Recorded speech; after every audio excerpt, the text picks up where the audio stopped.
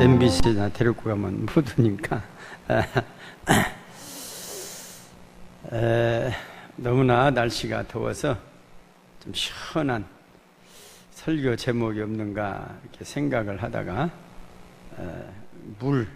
초장, 푸른 초장, 쉴만한 물가, 이것이 생각이 들더래요.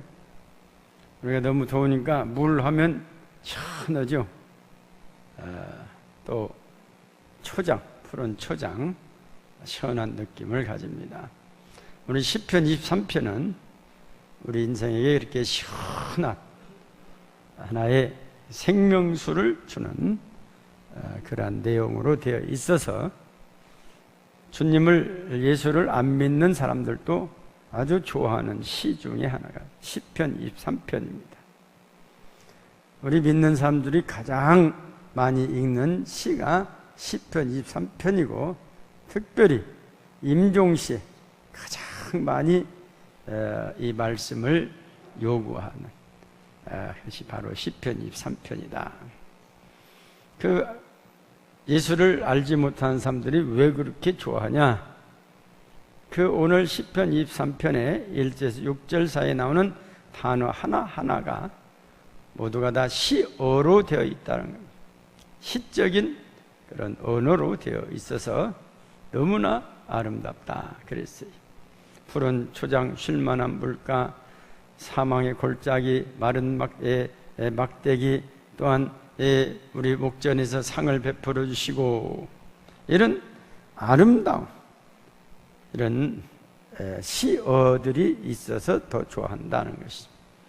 그러나 우리 믿는 신앙인들은 그 시어 때문에 좋아하기보다는 우리 현실이 바로 그렇다 그거예요. 우리 하나님께서 우리를 이렇게 푸른 초장, 쉴만한 물가로 인도하여 주신다고 하는 이 현실이 너무나도 감사하고 너무나도 좋은 말씀이라고 하는 것이죠. 그래서 이 시편 23편을 너무 좋아가지고 우리나라의 그 말꾼들이 각 나라, 각 도의 각 지방의 방언으로 번역을 해놨더라고요. 준비하다 보니까 하나는 충청도 방언, 전라도 방언, 경상도 방언, 강원도 방언, 각 나라 각 지역의 방언으로 이렇게 번역을 해놨어요. 저는 전라도 사람인데 읽어도 이런 말이 있었는가 할 정도로 해서 제가 좀 서툴지만 전라도 그 방언으로 번역은 시편 23편을 한번 준비를 해봤어요. 아따, 여호와가 시방 나의 목자신디 나가 부족한 것이 무엇이 있겠는가? 그분이 나를 저 푸르부른 물가시로 인도했으니 어째서까 찡한 것, 나의 영혼을 겁나게 끌어 땡겨 불고 그분의 이름을 위하려고 올바른 길가로 인도해 뿌리네. 아따 좋은 거, 나가 산고랑과 끔찍한 곳에 댕겨도 겁나 물지 않은 것은 죄의 몽디방 짝대기가 째까는 일에도 나를 지켜주신다 이거지라. 아따, 주께서 저 싸가지들 앞에서 내게 밥상도 챙겨주시고 내 대급박에 지름칠해 주신 게 참말로 나가 기쁨 불구마. 나가 사는 동안 그분의 착하신가 널부부름 맴씨가 나를 찡하게 따라 당길 게우 나가 어찌 그분의 댁에서 묵고 자고 안 할 거냐. 아따 좋은 것. 이 전라도 방언으로 했는데 이렇게 언어보다 더 원어보다 더 어려운 것 같아요. 전라도 사람인데도 충청도 방언 보니까 또 더 재미가 있어.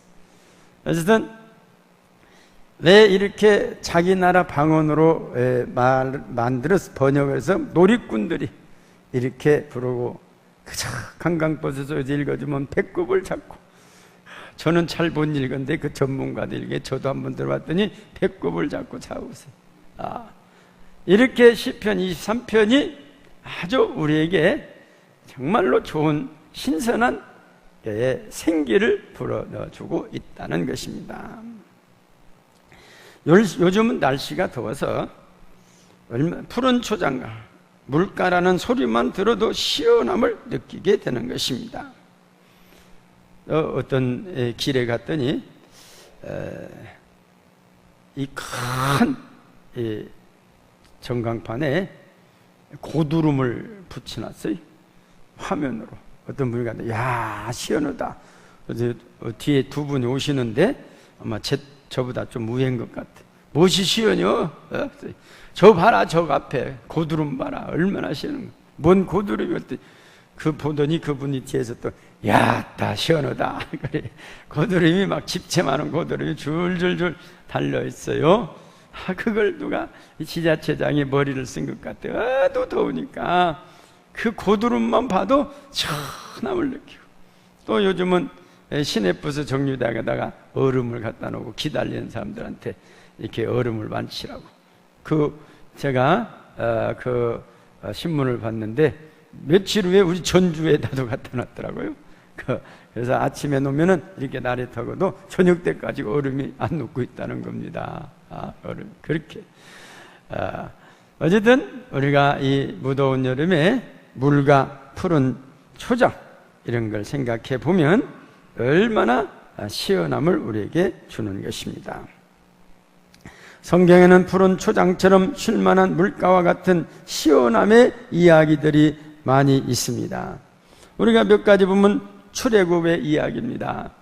10가지 재앙을 통해서 이제는 홍해 바다를 건너야 하는 입장인데, 바로의 왕이 다시 군대를 보내서 뒤에서 이스라엘 백성을 이제 쫓아와서 잡아가려고 하는 것이죠.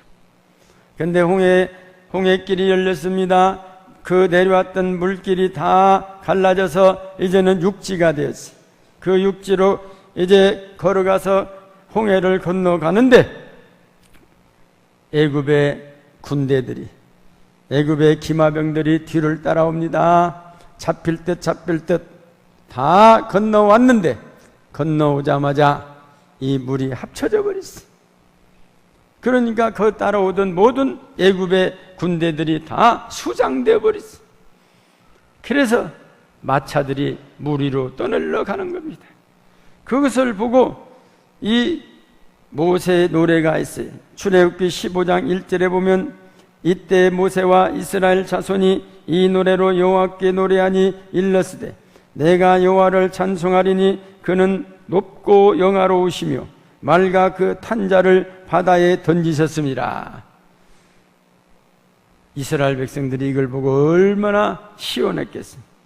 여리고성 함락의 이야기 얼마나 시원한 이야기입니까?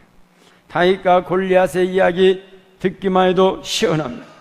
다윗과 골리앗의 이야기는 아주 여름 성경할 때 단골 메뉴.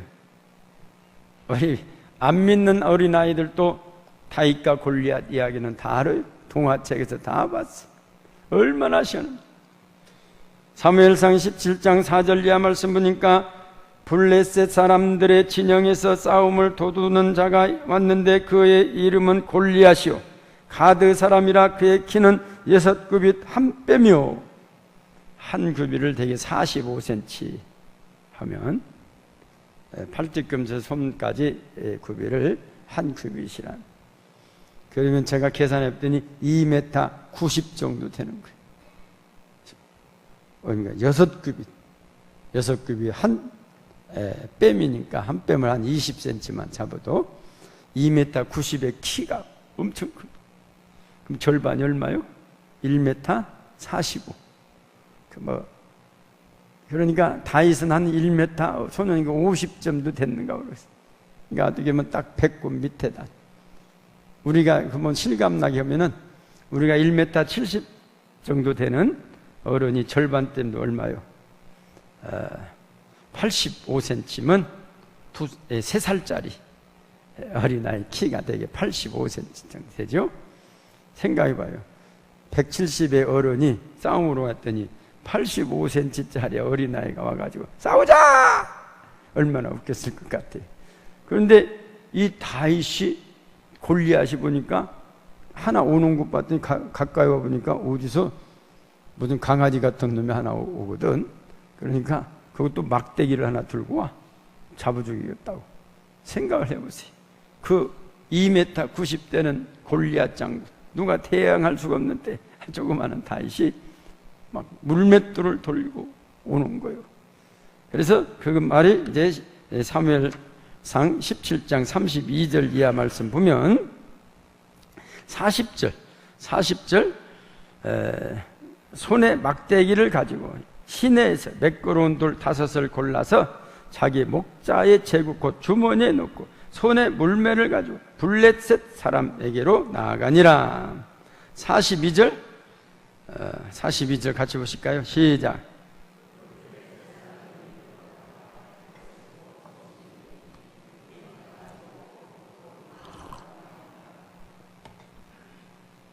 다윗을 보니까 참말로 저거 한방감도 아니에요. 불오면 날아가게 생겼어. 그랬더니 다윗이 하는 말이 45절 다윗이 블레셋 사람에게 이르되 너는 칼과 창과 단창으로 내게 나오거니와 나는 만군의 여호와의 이름 곧 내가 모욕하는 이스라엘 군대 하나님의 이름으로 내게 나아가노라. 그러고 물맷돌을 던져서 블레셋 장군의 이 말을 맞추게 된 겁니다. 이 투석병들, 옛날에는 기마병도 있고 투석병도 있고 보병도 있어요. 옛날에는 싸울 때 보면 전쟁사면 투석병들이 앞에 갔어.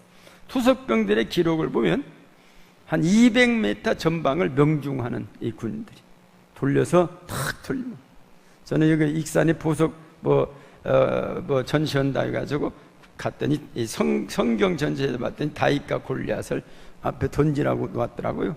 한 10m 밖에서 던졌더니 물맷돌이 어디로 간지를 모르겠어요.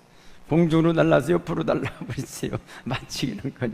근데 200m 전방에 명중을 하는 것이 투석병들이. 근데 멀리서 오니까 돌리는데 골리앗 장군이 앞에 한 30m쯤 오니까 아유, 강아지보다도 찌깐 것이 와서 돌리고 있네. 참말로 기가 막혔어 저걸. 돌려서 가진 모욕을 하는데 지금 하지 않습니까? 그랬더니 여호와 이름을 탁 던졌더니 이 골리앗 장군이 투구를 써서도 2만은 되게 안 써. 2만은. 이게 2만은 안 써. 딱 보였어요. 정통으로 맞췄어. 그랬더니 성경에 보니까 물맷돌이 이마에 박혔다. 이 물맷돌의 위력이 어떻게 되냐? 30m에서 명중을 하면 4, 5 구경 권총의 위력이 있다는 거예요. 지금 경찰들이 갖고 다니는 권총이 38 구경. 4, 5 구경의 권총을 가지고 쏘았다 하니까 이마에 맞으니까 이 물맷돌이 박혀버립니다. 대단. 그러니까 2m 90의 장수라도 이마에 물맷돌이 박혔으니 살아날 일이 없죠. 넘어져서 뇌준탕으로 죽어버려. 이런 이야기를 들으니까 우리는 적군 다윗이 이겼다. 얼마나 시원한 이야기입니까? 세상에서도 시원한 이야기들이 많이 있어요. 우리가 월드컵에서 비록 16강은 못했지만 독일을 2대0으로 이겼다. 그걸 볼 때마다 보니까 얼마나 세상이 난리가, 전 세계가 난리가 나버렸어.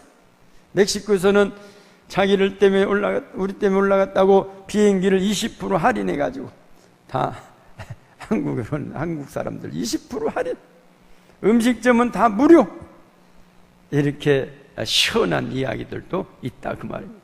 그러나 찜통같이 더운 이야기가 얼마나 많습니까? 요즘 보면은 기무사 이야기, 계엄령 이야기, 노회찬 의원 투신 이야기, 이런 것은 들을 때마다 찜통 같은 이야기들입니다. 여호와는 나의 목자시니 부족함이 없도다 하는 신앙 고백은 어떠한 상황 속에서도 시원한 이야기, 푸른 불밭, 잔잔한 물가로 인도하신다는 이야기입니다. 오늘 말씀 보면 첫째로 푸른 초장은 생명의 근원을 말하는 겁니다. 녹색이 의미하는 것은 생명의 색입니다.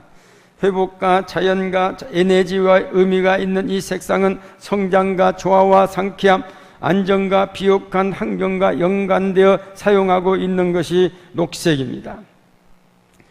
푸른 초장은 하나님, 푸른색은 하나님께서 세워주신 창조의 세계입니다. 이제 이 인공위성을 타고 우주 공간에 가서 지구를 찍으면 다 파란색으로 나와요. 그래서 파란색이 있는 곳은 생명이 있는 곳이. 우주 만물에 많은 별들이 있습니다. 화성과 금성과 목성과 이런 것들을 가서 다 찍어봐요. 파란색이 녹색이 나오면 거기가 생명이 있다는데, 지난번 화성 찍은 사진 보게 갈색이요. 생명이 없어요. 녹색이 있는 곳은 생명이 있는 것이. 그리하여 푸른 것은 생명의 상징인데, 푸른 나무들, 푸른 채소, 푸른 하늘, 이것이 하나님이 우리를 위하여 부족함이 없이 지으신 세계입니다. 창세기 1장 29절 30절 보면 또 그 모든 그 땅의 모든 짐승과 하늘의 모든 새와 생명이 있는 땅에 기는 모든 것에게는 내가 모든 푸른 풀을 먹을 거리로 주노라 했습니다. 여호와는 우리를 푸른 초장 곧 생명의 길로 인도하신다고 하는 것입니다. 예수님을 목자로 삼는 자, 곧 구주와 주님으로 모시는 자를 하나님의 영원한 생명이신 푸른 초장으로 인도하여 드리시는 것입니다. 다윗은 자기의 목자이신 주님께서 주시는 창조의 세계, 푸른 초장, 영원한 세계를 믿음의 눈으로 바라보았습니다. 푸른 초장은 영원한 생명을 상징하고 있다고 하는 것입니다.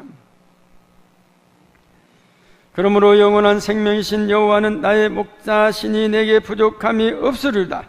그가 나를 푸른 초장에 누이시며 쉴만한 물가로 인도하신다로는 신앙 고백이 자연스럽게 흘러나오게 된 것입니다.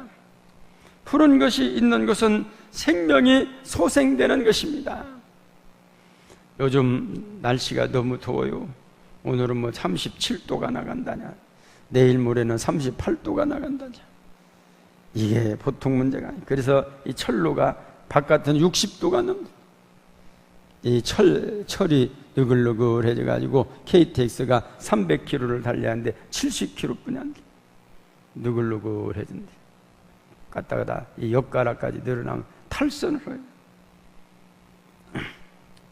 그렇지만 생명을 공급하는 이 식물들, 나무들, 열매들 얼마나 좋아합니까? 햇빛이 쬐면 쬐일수록 더 녹색을 나타내는 것이 우리에게 주시는 생명의 공급은 식물, 나무의 과일들입니다. 우리는 생명의 양식들이 든든하게 자라고 있음을 보고 감사하며 잠시 동안의 찜통더위도 참아낼 수가 있어야 할 것입니다.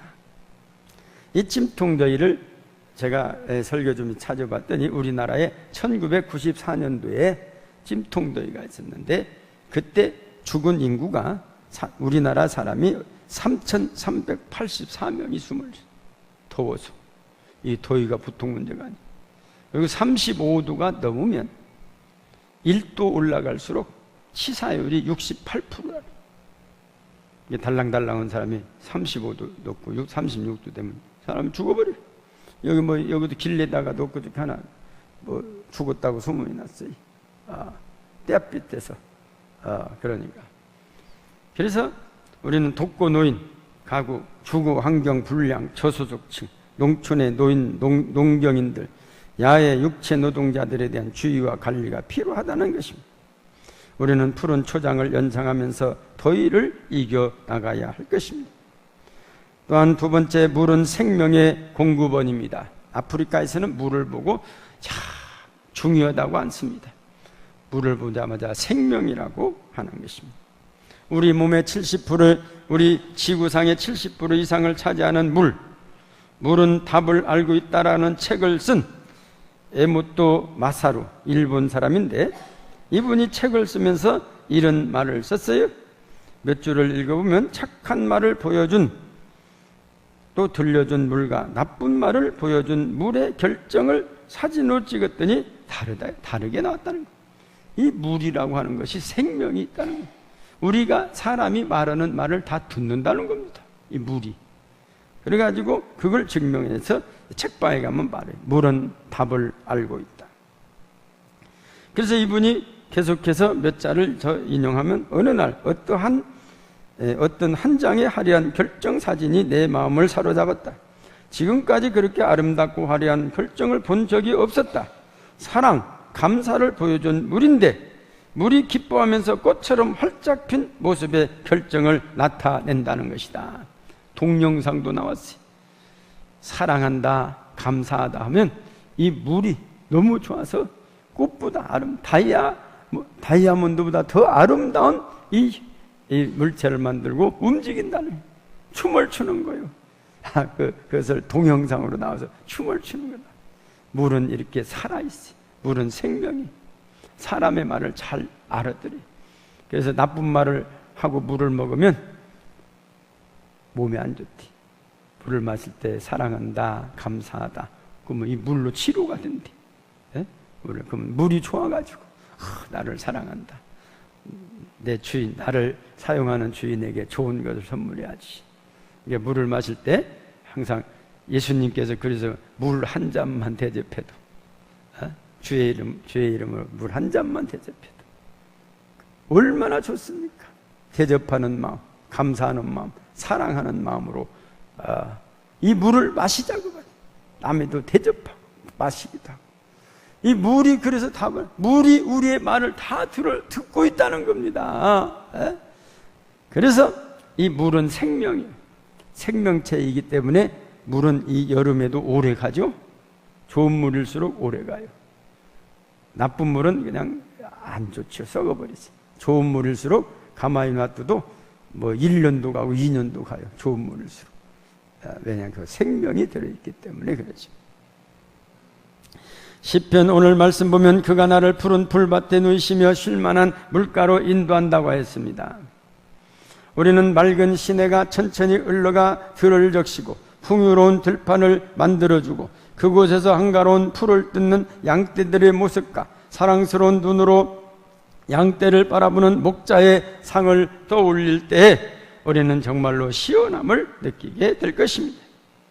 세 번째로는 성도의 삶은 푸른 초장, 쉴만한 물가, 곧 영원한 생명이 있는 곳입니다. 그리하여 다윗은 여호와는 나의 목자시니 내게 부족함이 없으리라고 하신 것입니다. 우리 위에서 보신 것처럼 푸른 초장도 생명이요 물도 생명입니다. 다윗이 이러한 생명체를 씨로 옮겨놓게 된 것은 다윗은 예수 그리스도의 상징자로서 예수 그리스도는 영원한 생명체, 영원한 존재, 영원한 구원자라는 것을 미리 예시해 주신 것입니다.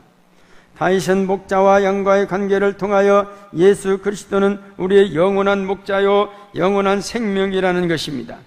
양이 목자가 없이 혼자서 푸른 초장 쉴만한 물가를 찾아갈 수가 없습니다. 이것은 꼭 우리의 목자이신 예수 그리스도 없이는 영원한 생명길로 갈 수 없다는 것입니다.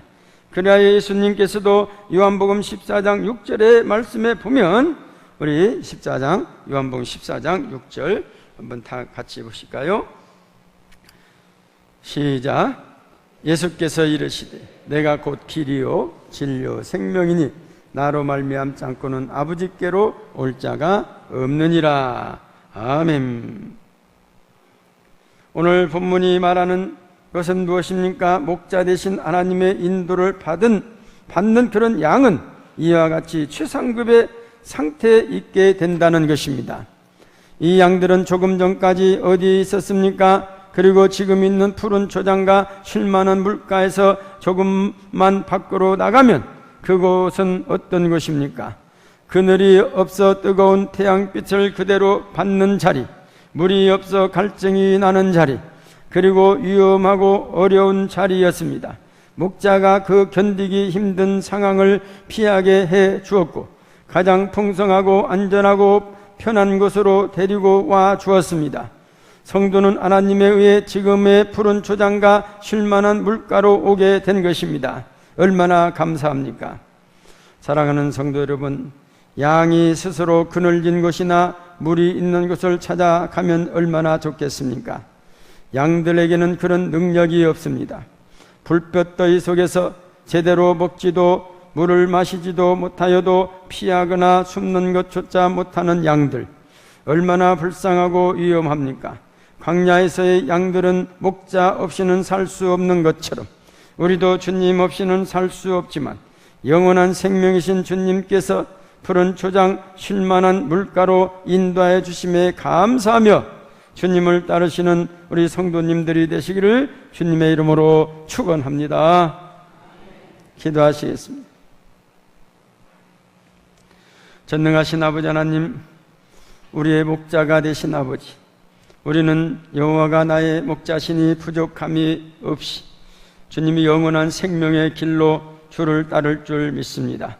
푸른 초장 쉴만한 물가, 우리에게 영원한 생명을 예표해 주신 이 생명체, 우리는 진정으로 이 무더운 찜통 속에서도 우리에게 생명의 양식을 주시려고 많은 양식, 육체의 양식도 키워주시는 하나님께 감사하며 잠시의 도움도 다 감사함으로 언제나 살아가며 우리가 물을 마실 때도 감사함으로 물을 마셔 우리는 더욱더 이 건강하게 주를 따를 수 있는 믿음의 믿음을 더하여 주옵소서. 예수님 이름으로 기도드리옵나이다. 아멘.